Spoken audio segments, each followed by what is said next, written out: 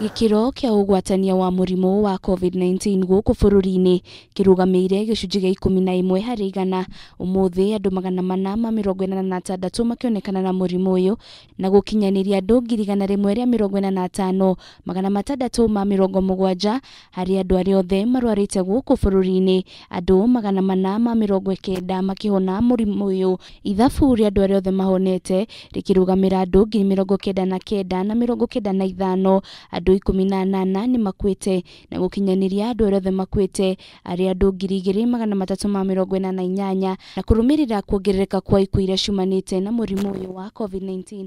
Atongoria kuuma kaunti-ini ya Narok nimoritie thirikari kwanirira murimu wa coronavirus ta king'uki ugwati. Mpaka kitanda ya ICU ya kutibu mtu yako hakuna.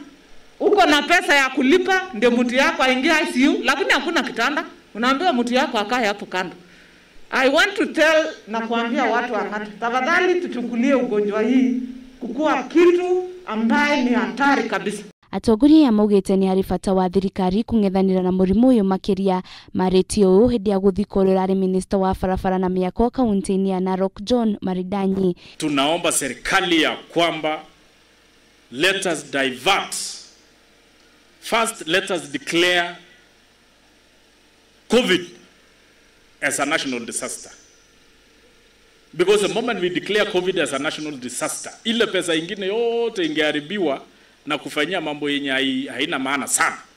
Itaelekezwa kusaidia watu wasikufe kwa hii ugonjwa.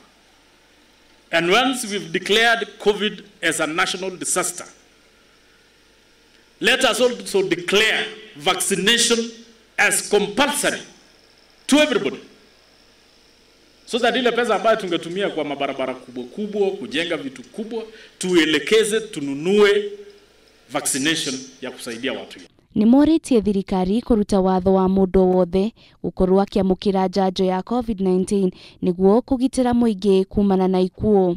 So the government should make a compulsory vaccination in this country so that by the end of the 30 days ama even 60 days tutakuwa tunasema tumechanja watu kama 80%. Na kwa kaunti-ini ya Nakuru, atongoria makanitha nimoritie mutongoria wa bururi kuregeria watho wa kugiria andu guthie makanitha kaunti 5 iria ihingitwo. Ningependa tu kuomba serikali tuendelee kuruhusu kanisa na misikiti kufanya kazi yao ya maombi, maana ni maombi nchi hii inahitaji. Tunahitaji maombi zaidi. Girifotera Kameme TV returako ni Wajiro wa Foro.